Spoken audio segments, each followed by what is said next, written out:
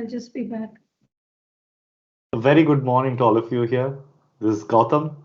I drive the VC ecosystem initiatives at Microsoft. It's wonderful connecting with all of you on a Thursday morning. And like we've been doing this every Thursday, with the Highway to 100 Unicorns initiative, we've been having a webinar series. And today's webinar is all about branding, right? So we're looking at how do we do branding the right way, and we've got an amazing guest speaker to join us today. Thank you so much, Millie, for joining us. Good morning. Thanks, Gautam, for having me over. Good morning, everyone. I'm Millie. I stay in Hyderabad. I work for an organization it's a startup called HESA. I am their head branding and marketing. Apart from that, I also run my own consulting, which is again on the lines of branding and marketing. It's called Pandora's Box. We are going to talk about, what is a brand to you and how branding is very, very essential when you are in the first steps or midway building your business. Welcome on board. So we can Thank you so start. much, Millie. And I'll just probably set the context here for both sides. So we've been doing these Thursday webinars for a very long time. We had initiated this entire program called the Highway to 100 Unicorns with a vision to, sow the seeds and support from the early stages to support the next 100 unicorns in India. And as a part of it, we've been able to unearth and work with some very promising startups, not just in India but in the rest of Asia as well. A lot of countries, and especially today's session, you have startups from different countries joining us who've all been a part of the Highway to 100 Unicorns. On that note, for the startups that are listening in, the reason we're doing this is a lot of times we know that branding, PR, marketing, and more from a positioning perspective, it is an extremely important exercise, but we don't really focus on it, right? Because we keep hustling in our day-to-day operations. We only focus on our operations and delivering whatever we promise to the customers. We don't look at some of these very small but of high importance activities that really give us the boost.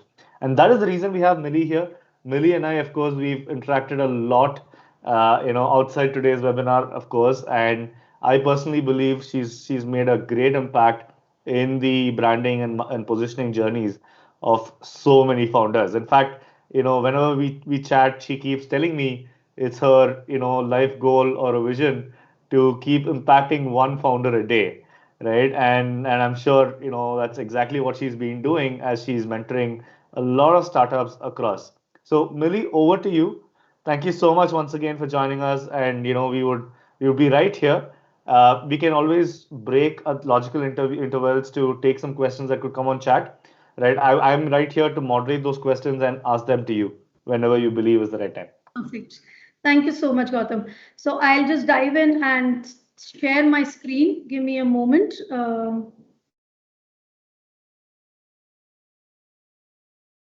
Right, we are here. Hold on. Okay. Right. So I hope my screen is visible to everyone. Gautam, Yes, you will be yes, the Millie, it is. right. Yes, it is. Perfect. So let's start with this. Welcome, everybody. And we are going to talk about branding the correct way. Um, uh, you know, when I mentor startups, I always talk to them about the various marketing activities that they do. But then I also first and foremost talk to them about creating an identity for themselves, for their brand or for their business. And that's where branding comes into picture. Without having the correct brand, it is very, very highly impossible to be able to create that mark or that recall or that resonance with your consumers, with your with your customers. Having said that, I would like to now, take this forward. Just give me a minute. Yeah. So I want to understand from my audience, what is a brand to you? So if you all can, give a message or speak out, whatever is convenient with you, and whatever is convenient with you, Gautam. If they are giving me any messages, please, let me know. So Sure. I'll just wait a minute and probably take it forward. Sure, I would suggest you keep moving ahead, and I Okay. will probably interrupt whenever there are some very pressing questions from the audience. Perfect. So a brand is a complete experience that a consumer or a customer has with a company and its products and services. Please note that I have written brand is a complete experience. I am not just talking about a logo, a style, or a color to you. I am talking about a complete experience that a consumer has with the company. So this being the stepping stone of this session, this is what is a brand to anybody who is talking about giving a story about their company, giving a story about the business, or even trying to establish their business in the market. What is common between all of these companies that is showing here? You have a Paytm, you have a Me, you have an Uber, you have an Alibaba Group, you have Being Human, you have a Microsoft here. So I would like to understand what comes to your mind when you are looking at these logos, these brands. What do they have in common here? Anyone? Okay, so I'll just take it forward, and probably at a logical place I'll give it a break, and then you can push in your questions. These all have a superior brand recall. They have the moment you see the logo, you know which company it belongs to. You know what do they sell. You know how they have positioned themselves for the audience, for the consumers, the customers. There are some more here. These. I have picked up these four very specifically and pushed them aside for this because somehow, if you were in India or in some 10 years back, or even today, when we are talking about photocopying, when we are talking about taking a photocopy, we always tend to use this word. We say I want a Xerox.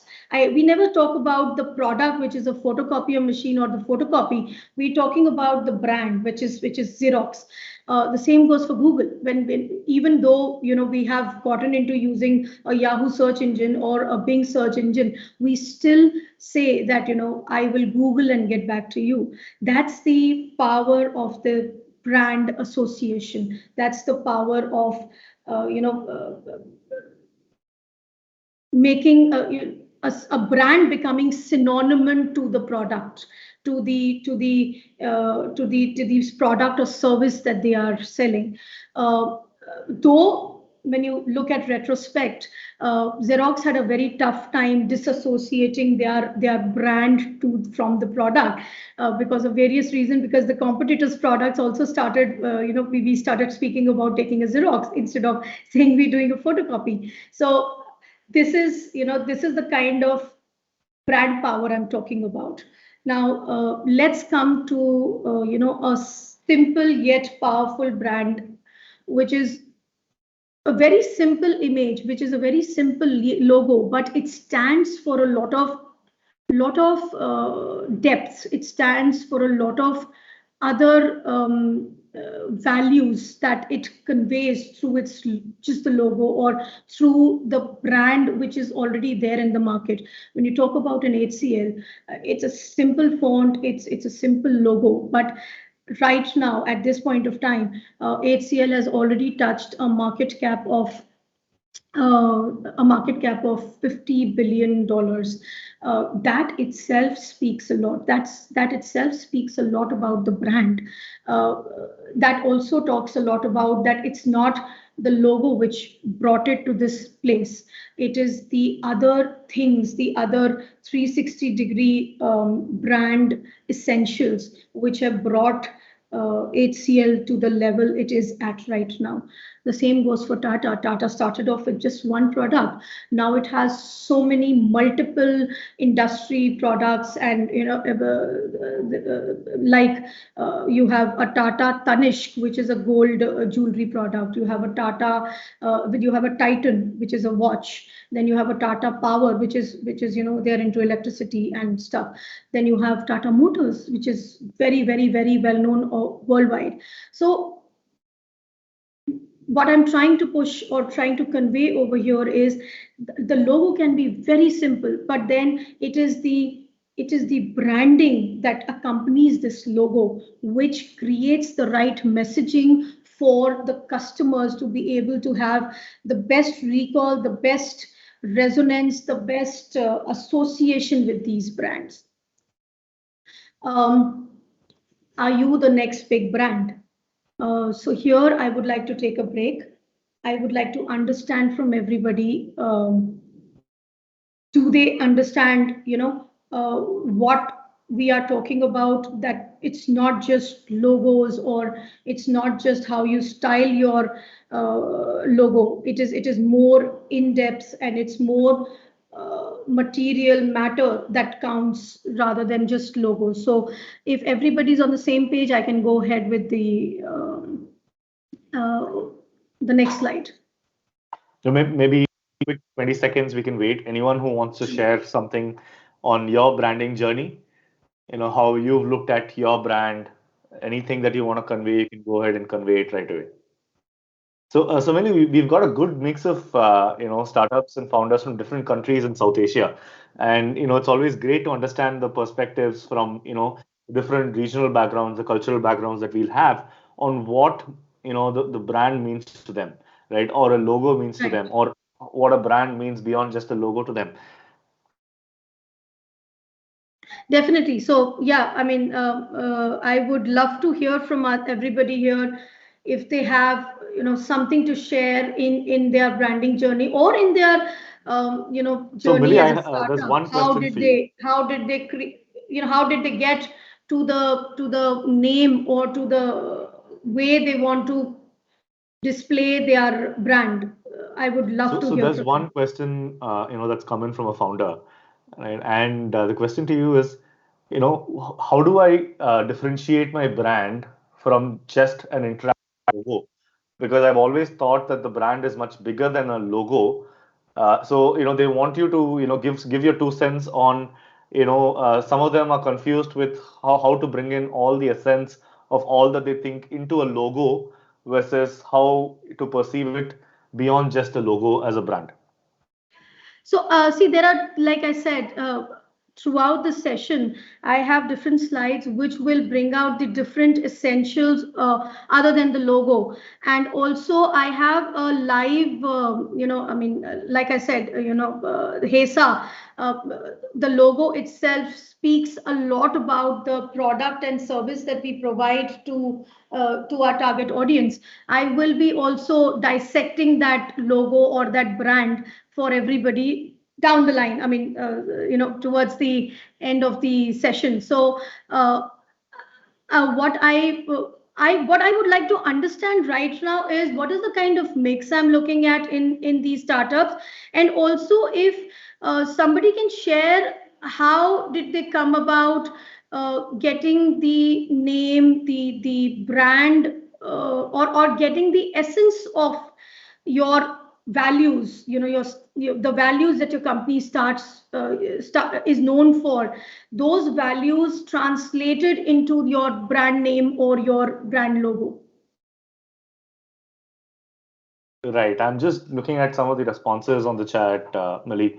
Right. So some of them are saying that it's purely founder driven. Whatever the founders. So there's one person who says that uh, the brand name is nothing but an essence of what the founders thought when we started.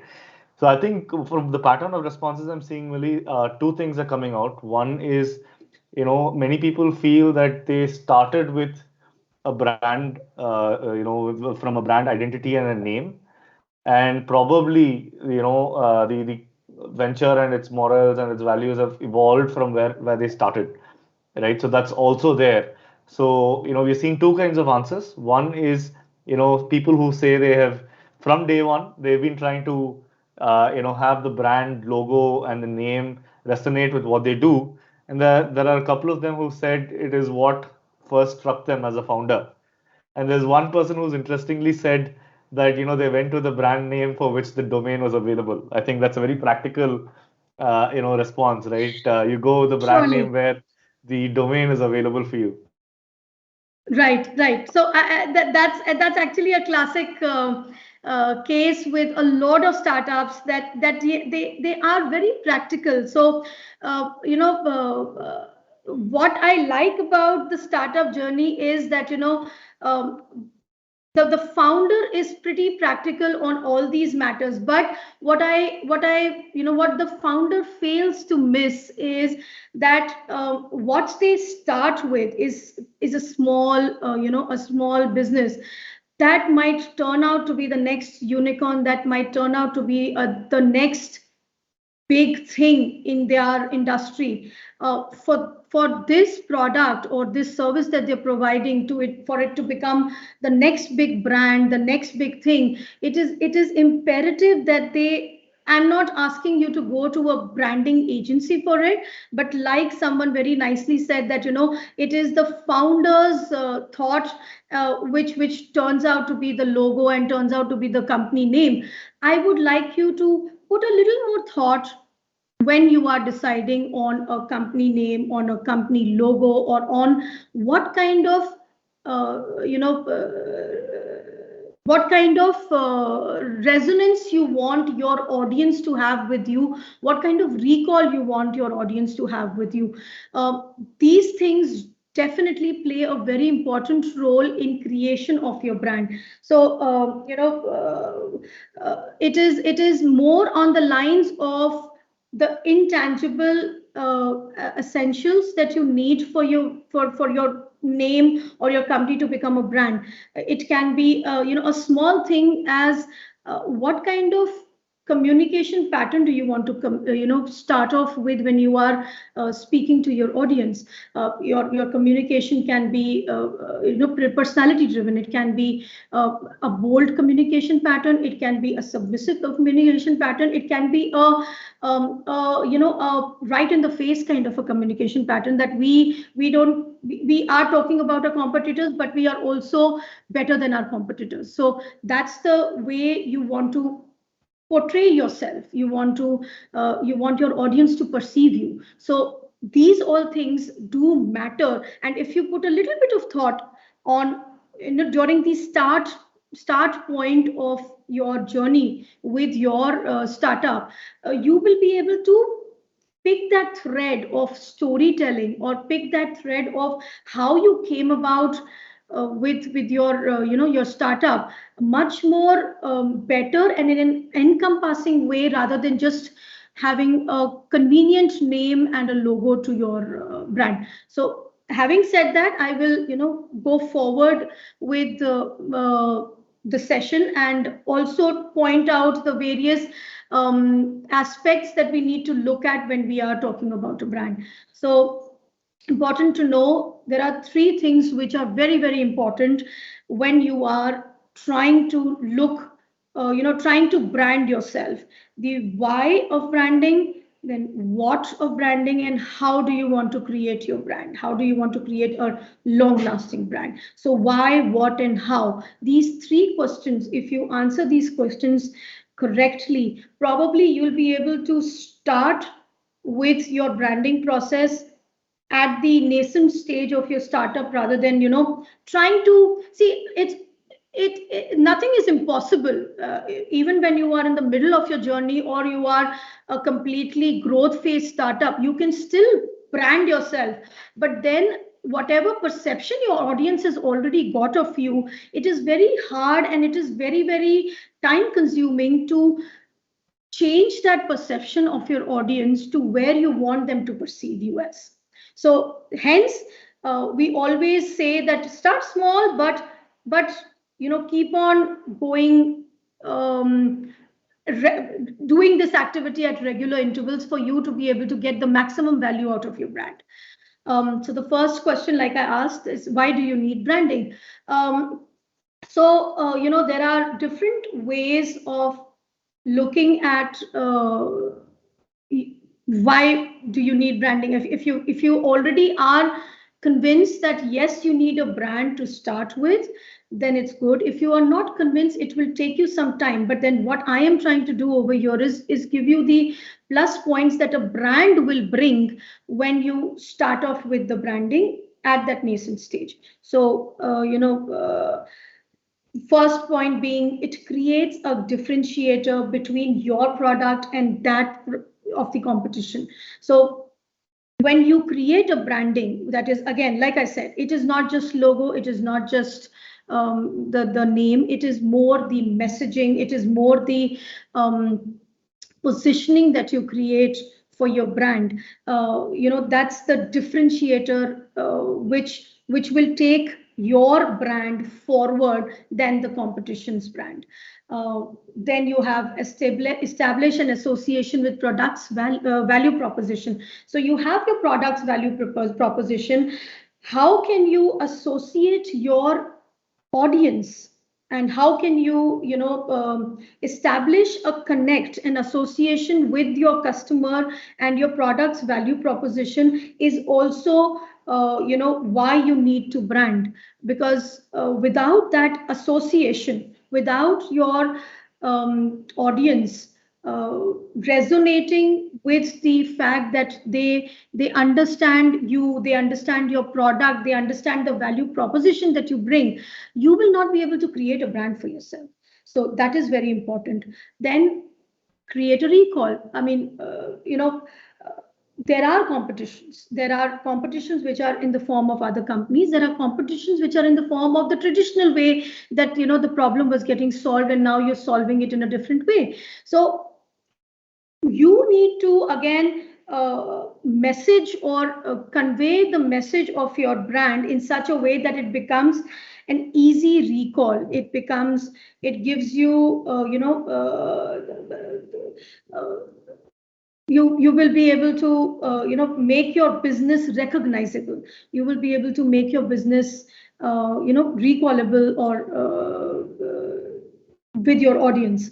Then you have financial value for your business. That's always, that's generally what is the most important factor in all of this why branding scenario, that you will be able to get a premium out of the normal way you are selling, or the normal way you are creating services for your audience. You will be able to get that little jump, either in the valuation of your company or in the product valuation. It can be both financially, but then that's the edge that you get when you brand yourself and when you create that brand from start. You will be able to demand that high premium that you want to demand with your brand backing you up for the product. And again, so this has always been a challenge with startups, that they are not able to, attract the right, no, I should not say the right talent, but yeah, the top talent, or the cream de la cream of the ecosystem and the business world. Because they see, there's always a financial crunch. That is a given and imperative. But people do leave their existing jobs and get onto the to the bandwagon called your brand, because they believe in the brand and they know that this brand will be able to give us the value going forward. So hence, branding is very, very essential to be able to attract that top talent for your organization. Again, if anybody has any questions, or any clarifications, I would take a pause over here. Please shoot your questions, or I can go forward. Millie, I would suggest you keep going forward. I will look at the questions and then I will pause you if that's possible. We've got a couple of very interesting questions for your responses for your previous question as well. We've got a couple of them who said they took the first few letters of their name and their spouse's name to create the brand, right? And the other one said they did something similar with a wordplay of the two co-founders' names. So I think very interesting stories to the entire origin of the brand, right? Definitely. And good that you asked it, because I can see a lot of founders go back to the day that they actually decided on the name and look at how it all has come forward. So thank you so much on that. Thanks everyone. So yeah, I'll go forward with the presentation. Now the second question that I was talking about, the what. So what makes a brand? And this is where I will bring in the elements that I was talking about, which is not what we had traditionally imagined, which is just the logo, the styling, or the color of the logo. It is much more than that.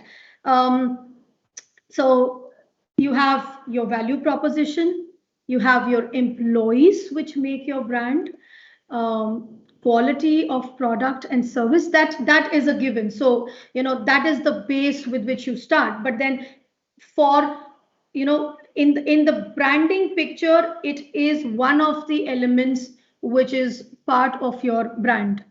Company values, customer experience, community outreach, and then the favorite one, which is the logo and the tagline. So if you see, it is all these elements make the brand, make the entire wholesome brand. It is not just one element, which I have been trying to explain throughout this whatever session that is just passed by. I will pick up one or two elements from here and probably give you examples, and then we can always pick up more elements if you think you need more clarification, or we can go ahead. So one of the elements, which is employees. So we always when we are creating the brand, and we are at that juncture where we are looking at our audience, our customers, we somehow tend to forget the employees, forget the people who are servicing the brand or the product and services that we are giving.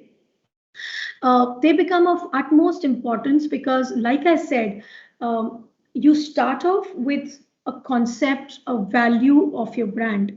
By value, I mean the values that you start off your company with. You need to continuously communicate that, and also reiterate those values and that brand values to your employees, because there are many a times where you have very big brands, but I'll give you a very small example of a call center. When a customer calls up a call center and calls up two different people from the same call center, from the same brand, from the same company, but gets two contradictory or two different responses, for that matter, of the same challenge that or issue that they are talking about, it leaves a very it leaves a big question in that customer's mind to say, the employees themselves are not speaking the language that the brand or the company is speaking of, and then the customer starts questioning the efficacy, the way the entire product will function or the service will function, whether it will be effective for their it can be a customer, it can be a consumer, so whatever their business line or their consumption, that becomes a big question mark, and that leaves a negative impact of the brand. So this is one of the examples where we are talking about employees. The same way we can talk about company values. Now company values are very, very core to your company, it's the ethos of your entire company you started with, right? So even for that matter, when you have, you have certain values that you go with, but again, a misrepresentation of that value system can again create a negative or a question mark on the brand itself. So a simple thing like, your company value is transparency, and when you have your when you pride yourself in saying that, your all your dealings are transparent, but when you have various stakeholders in the company who are not giving you a transparent uh, answer, a transparent option, or a transparent solution, you again tend to question that solution or that product for their transparency. Same goes for integrity. You have certain values, you have certain integrity that you want to go with. I'm sorry, one of the values is integrity. So again, if you have now and then employees or people who represent the company coming in the news for use, for questionable activities, that again gives a wrong impression, a wrong brand exposure, not exposure, it gives a wrong meaning to the brand, it gives a wrong value to the brand. So very small things, but then if all these 7 things are not there in entirety, in your brand, and they are, you lose the essence, you lose your core, you lose your the ethos through with which you had actually started the company. So brand also sometimes,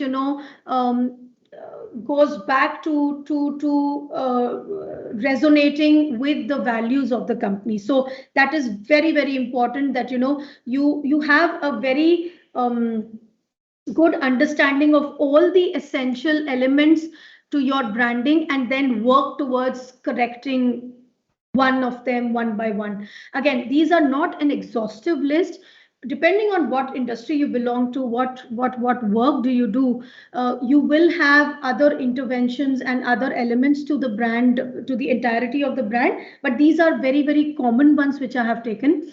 The last one being the logo, the tagline, that is also important. It's not that I am underplaying the fact that logo and tagline and the style, the colors, combinations, these are not important. These are actually, when you look at it, you start your company with the logo, the tagline, the way you want the logo to look like, and that actually is a partial way, but then at that point of time, an entire way of how you want your brand to look outwards to your customers, your stakeholders.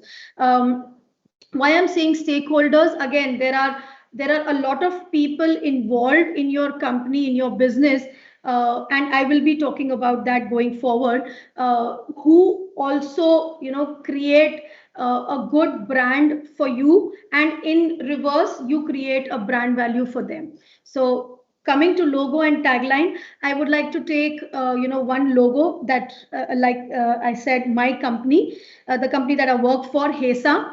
I will, probably explain to you how did we come about creating this logo, why are the colors used the way they are used, and what is the meaning behind this. So in Sanskrit, Hesa means grandeur. So that's that's the image, or that's the vision Vamsi Udaygiri, the founder and CEO of Hesa, had for his company.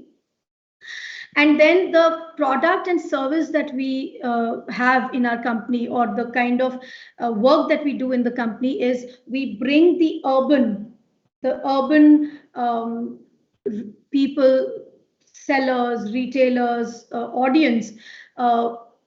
We bring them to the rural audience. So we connect these two parallels, and hence, there are two parallel lines wherein this connection is in the form of a flick, which is a yellow flick, which only, which talks about positivity and creativity. You have the rural crowd and the urban crowd, and we join them together, we bring them together, we reduce, or we bridge the gap between these two parallels, and hence we are the one-stop connectors to whichever brands that are there in the urban scenario, vis-a-vis whatever is sold in the rural scenario. We bring them both together, so the supply and demand gets a bridge, gets a gap, gets a bridge through our technology driven application, which is HESA. And our tagline is connecting Bharat digitally. So India in the rurals is referred to as Bharat, and phygital is the word which is derived with physical and digital. So we connect the physical and digital, make them phygital, and we connect this rural Bharat to the urban India phygitally through both the aspects. So that's about our brand, our logo. I would love to again get any kind of story or message that you would want to convey, that you had thought of when you created the logo or the tagline for your brand.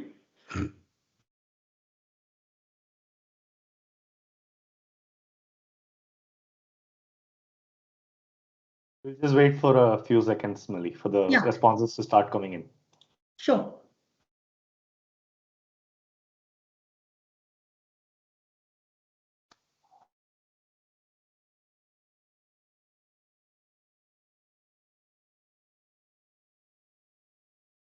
So I'm just repeating Millie's question for all of you to start typing out your responses. What was the story or the thought process behind putting together the logo that you have for your current brand? Any interesting thoughts or stories around logos that you've put together for yourself? We've started getting some responses. I would definitely love to hear them. There's one that talks about they were focusing more on the color combination, Millie. So they were looking at brand color and a brand tone that showcases who they are.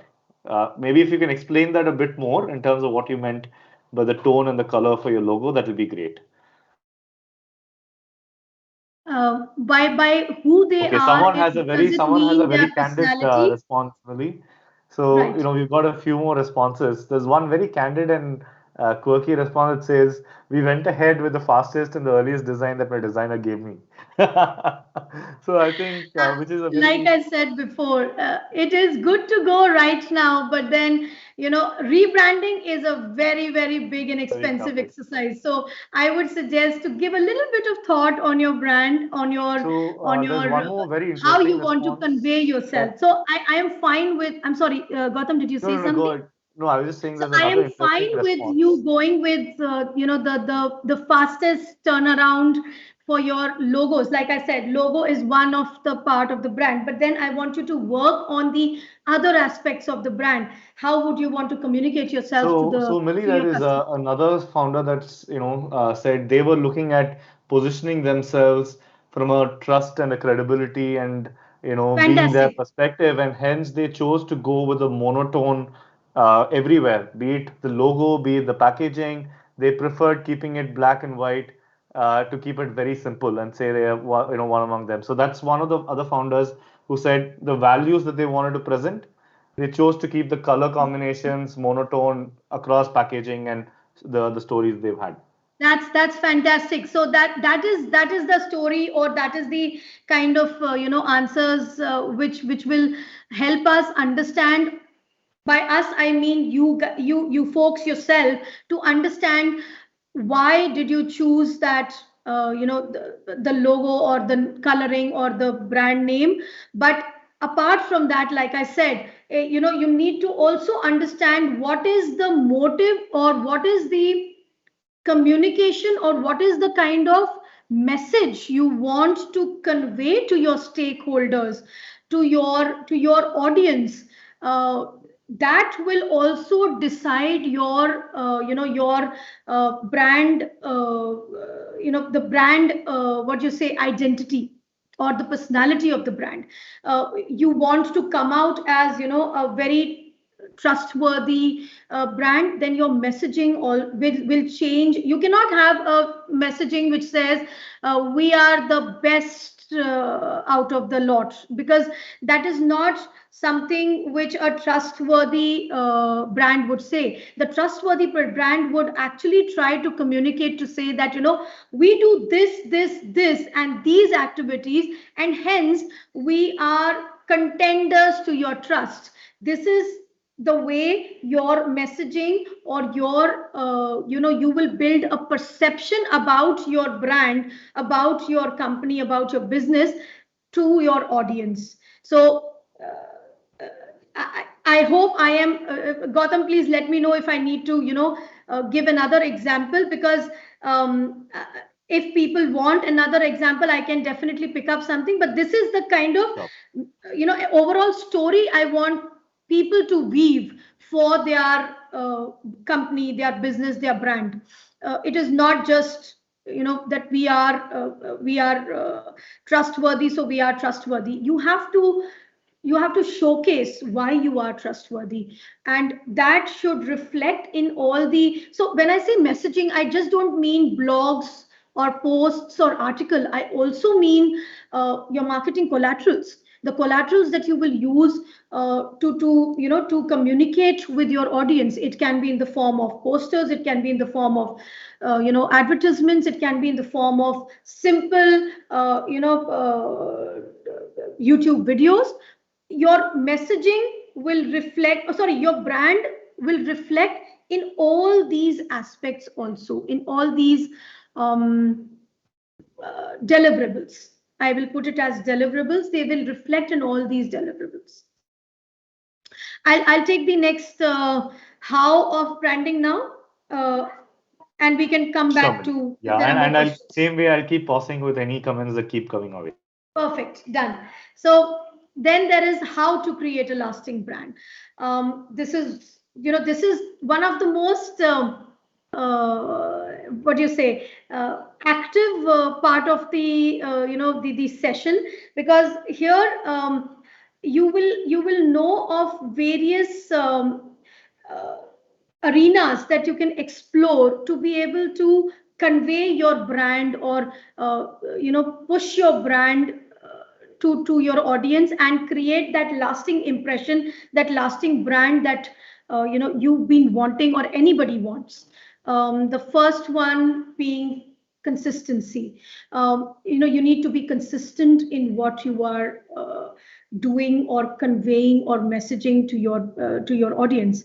You need to use creativity. You also have to have an emotional connect with your. Here I've used all aspects, because again you might be a B2B, you might be a B2C, you might be a services company. So they can be your consumers, your customers, your users, they can be anybody, but then they are your audience at the end of the day, and you need to have that little emotional connect, because without the connect you will lose their what you say their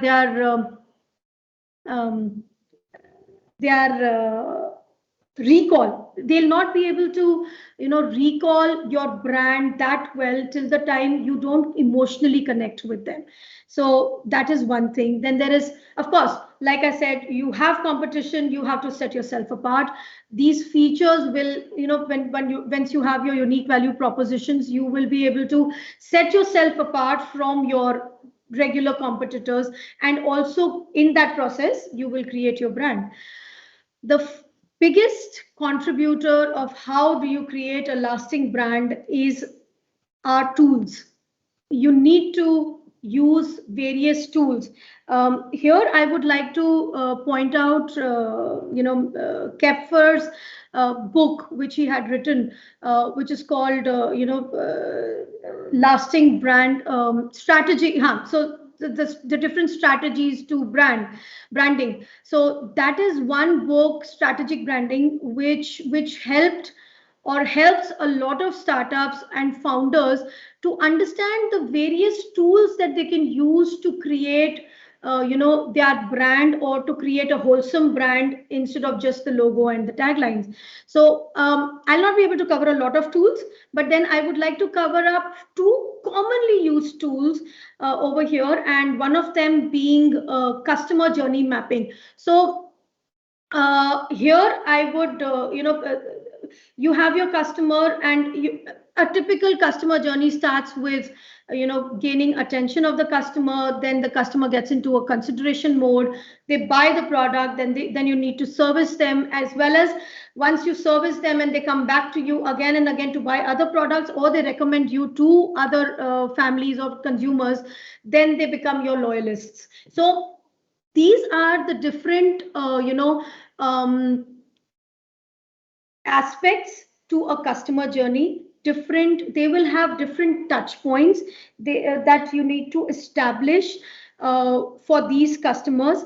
And at each touch point, at each phase, you need to convey your brand message very well, because that's how you will be able to actually move forward in this journey, and your brand will be then their go-to brand, their the brand that they will perceive as the best brand, and recommend them, that brand to the other audiences as well.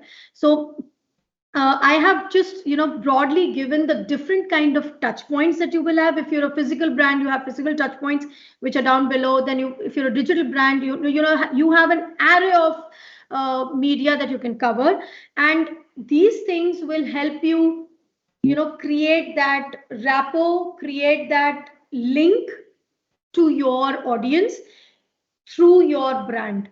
That's all. Everything boils down to what message you want to send at which level, at which touch point. But that message by itself also needs to be conveying the same message that you started off with. Your brand, your company's values. It reflects the values. It reflects the ethos, the core of your being, of your company's being. So that's one. Then there is another tool which is called Business Model Canvas. Here again, there are various columns, but I would like to only focus on two columns, which is the value proposition and the customer segmentation. What happens is when, typically where things go a little haywire or they go unfocused or wrong, is where you pick up your value proposition and you map it to a wrong customer segment. So, to just give a small example, your customer base are small children, but obviously you will route your messaging through your parents. But if you pick up the value proposition of this particular app or this particular product being great fun, you will get hooked onto it. You will only be watching this particular product the moment you purchase it. The parent does not get convinced. In fact, the parent becomes anti, because the moment you say that you will get hooked onto this product, it is not the right value proposition that you're giving to the right customer segment. This hooking on or loving the product and being game savvy, or there is no competition to this game, is good for these younger audience, that is the child, if you are directly communicating to them. But if you communicate the same value proposition to the parents, you are a no brand to go with. So that's the kind of mapping I am trying to convey over here, that your value propositions should be mapped very correctly to your different customer segments, and only then will the customer be able to perceive your brand better and get a meaning out of your brand. And of course, then the entire cycle of purchasing your brand and being a loyalist of your brand. So these are the two tools which are very common, and I generally recommend when you are starting your journey of creating a brand for your company or your business. I will go to the next section. But then before that, as usual, I will be asking questions. If there are any very specific questions on customer journey or business model, I would love to pick them up. Or if you have a generic question of, how do you position your brand, I will be coming to that section also.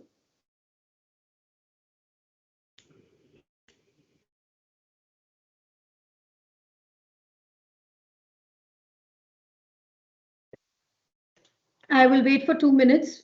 Sure. Please. So maybe we can keep moving, but if there are responses that are coming in, I will quickly stop there. But Millie, one thing that I would love to ask you at the stage, right, is maybe if you can also give an example of sorts, just to, maybe some brand that you worked with and how you run them through one of the tools that you just mentioned, right? Just from great, we have a tool. How do we, what is the direction we think, to end up connecting it or mapping it to our brand perspective? If you can just give a direction on how to think with an example, it will be very easy for them to, look at implementing it. Okay, so I'll pick up customer journey mapping. Like I said, the first phase of getting your customer, it's on the same lines as the sales funnels, but the sales funnel is more on the numbers and the conversions.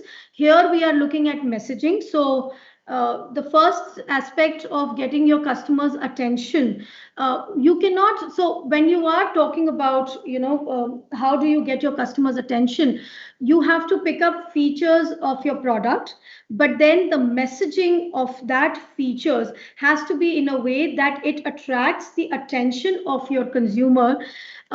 So again, an example to put this up is you have a product, as in, like, let's put that game thing, right? So you have a game that it's a physical game that you want to sell to your consumers. Again, your target audience over here is your parents, because the children are too young.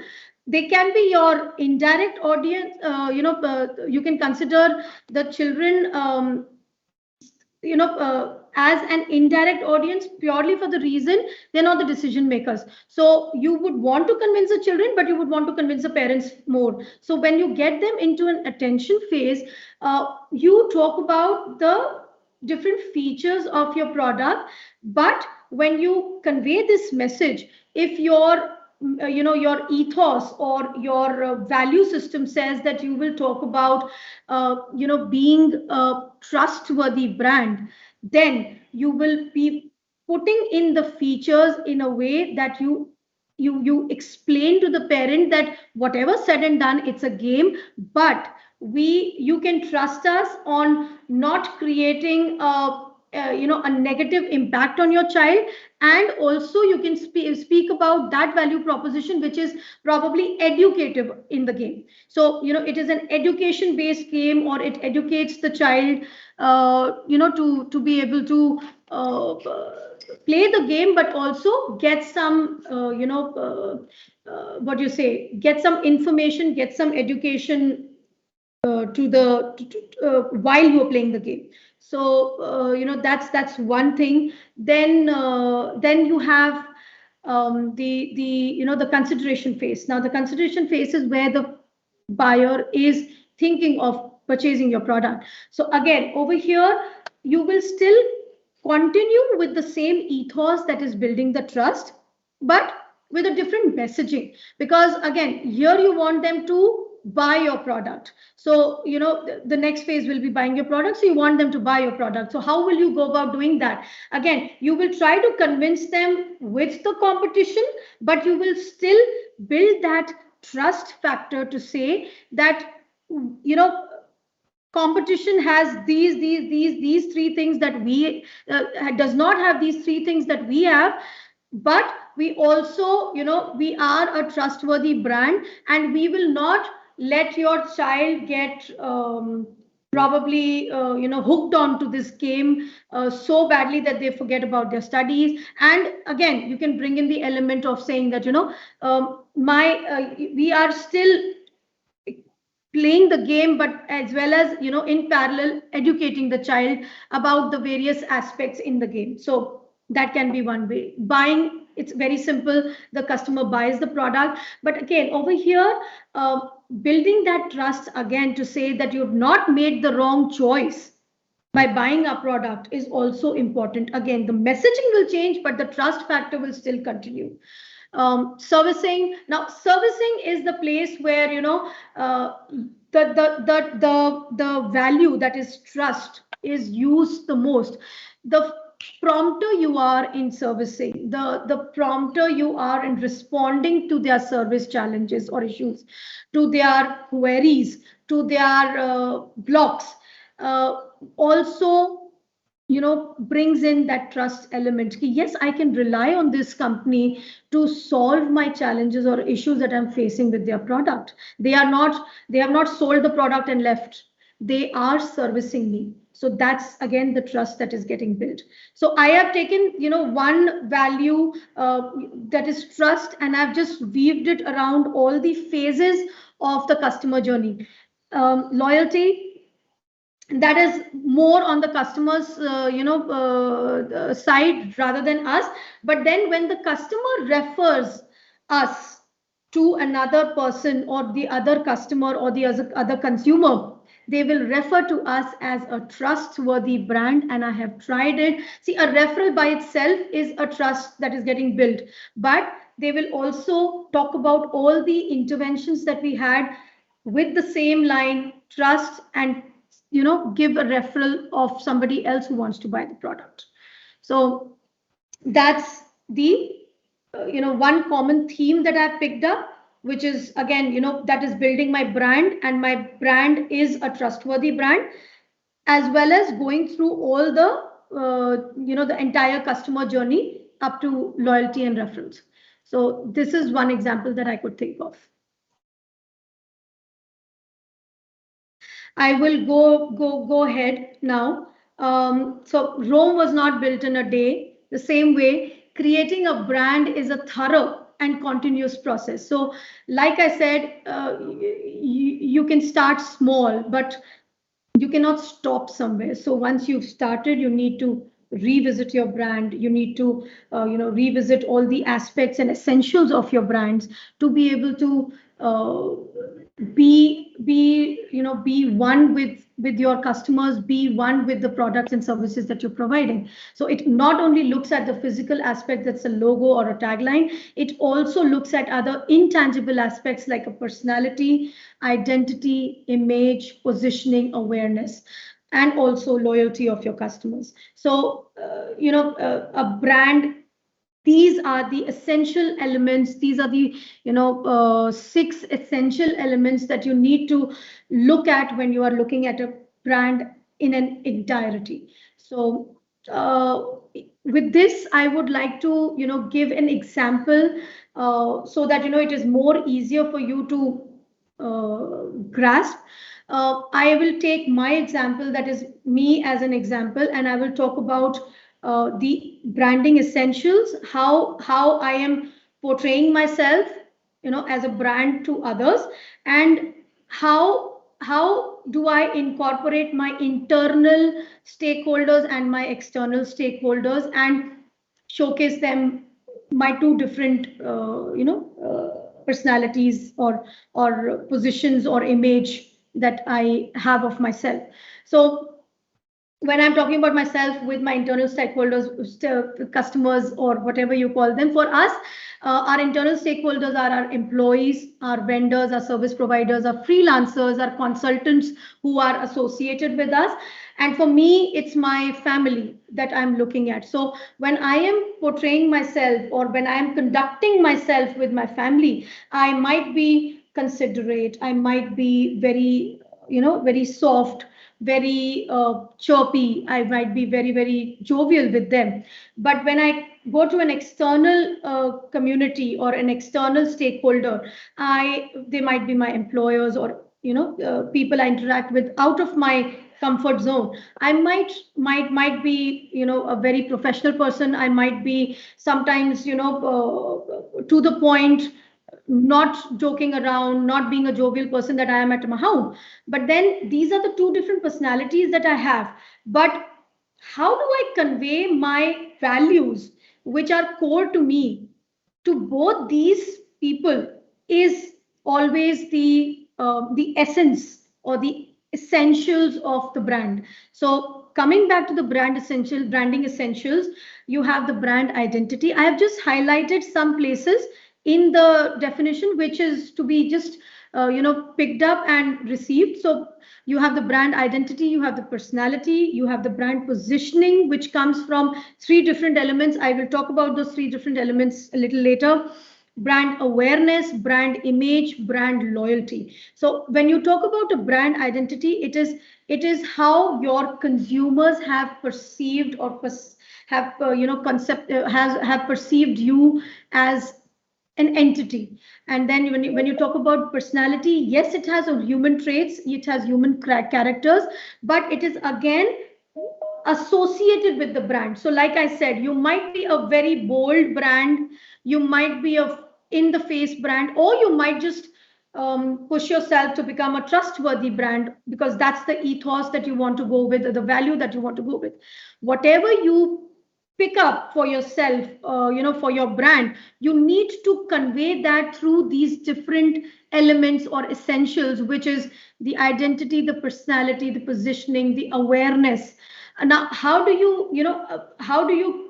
make yourself aware to your customer is also a very very important aspect. And it points out to brand recall, that we how do we recollect, or how do we recall the brand when we just talk about the brand, or when we the moment we talk about trust, the brand should just come into our head to say, yes, this is the brand I'm talking about, and we should not look at anything else.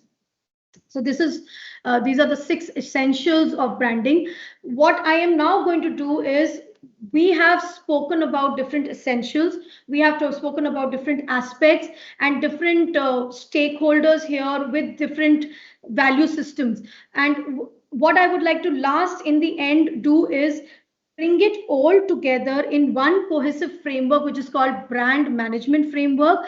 And this brand management framework, it is something you can live with the entirety of your brand or your business. The latter 3 elements, which is the financials, the brand value, and the brand report card, these, once you keep on doing the top function or in the framework on a regular basis, you keep on building your brand, you will be able to then get a go around, say, if you do this as an entirety, a process, you will start getting some brand value, some financial benefits that that is purely because of your brand. I mean, you would have heard about mergers happening, acquisitions happening, or even when these IPOs gets listed, all the companies do a brand valuation. Why? Because they want to bring in the element of that intangible asset or intangible brand value into the valuation of the company, because they feel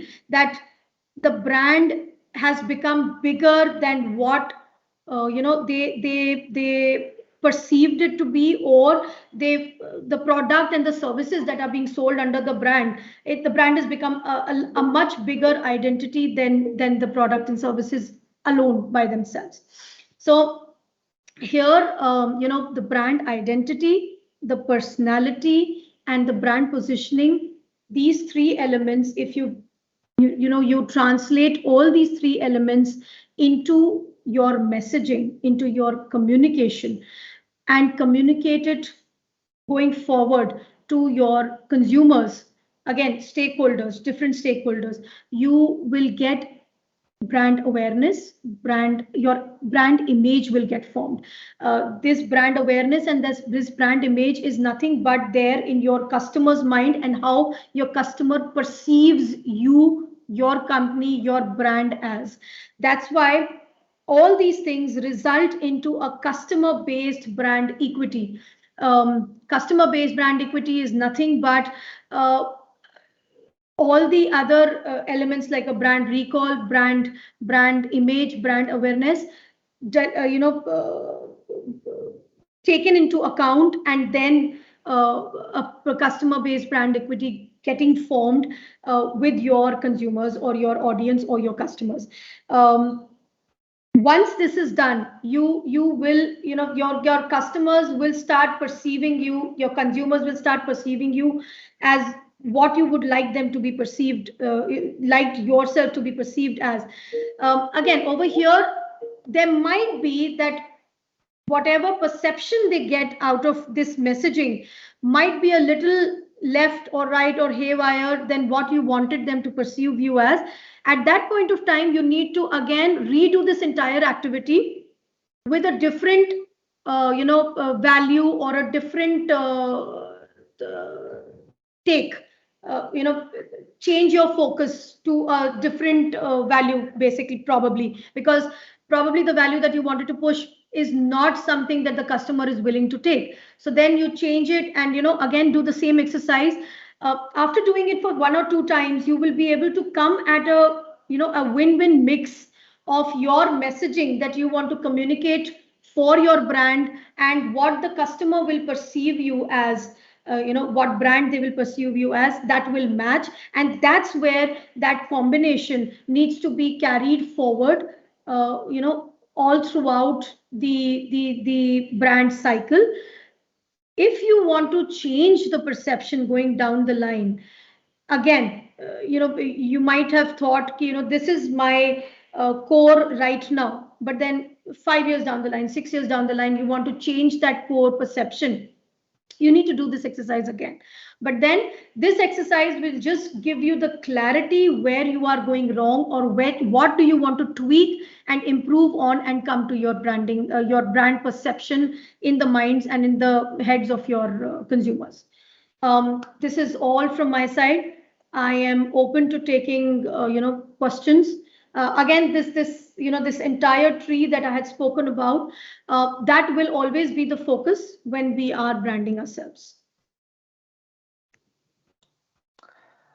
Millie, first of all, thank you so much for this tree as well as the entire brand management framework.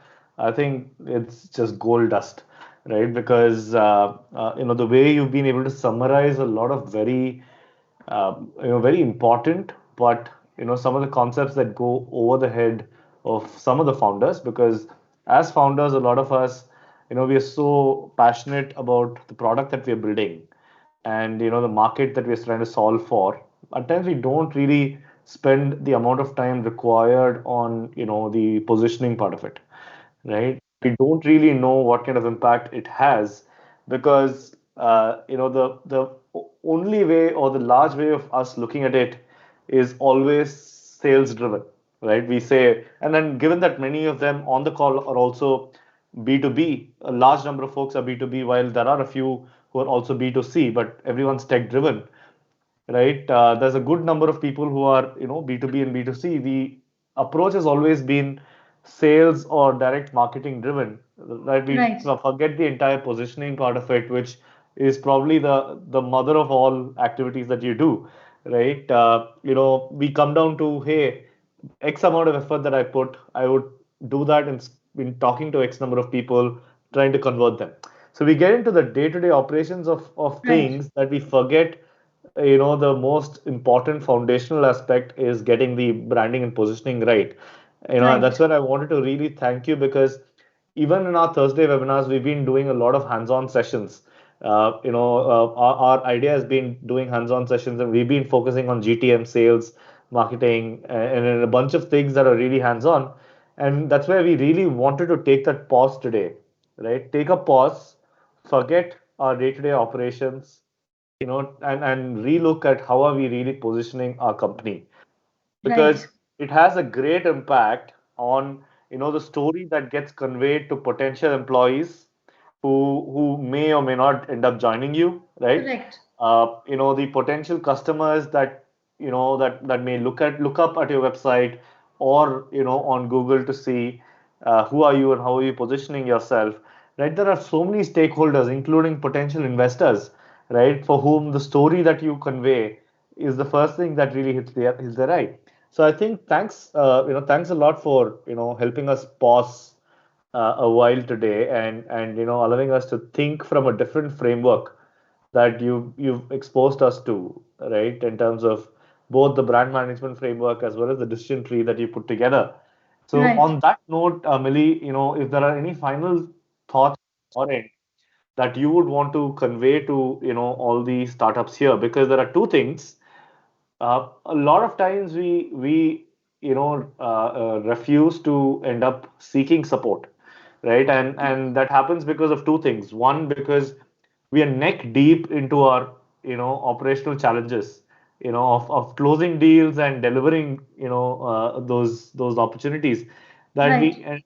we don't end up looking at prioritizing this, right? Or the second reason for a lot of us founders is that there's that inherent fear of being judged, right? And that's where I wanted your final thoughts on the importance of this as an exercise, because given that they've all decided to pause for 75 minutes today, your final thoughts on the importance of this, and b, how important it is to be shameless and ask for support, from the right experts who are good at what they're doing, right?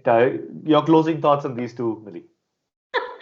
So yeah, I mean, when we talk about brand and when we talk about branding, it is brand is synonymous to storytelling. So you need to convey your brand with a story. You need to build your brand or build a story around your brand to be able to give the other person who's listening to this story or who's here, looking at your story, to get your perception of your brand reflecting or replicating in their eyes.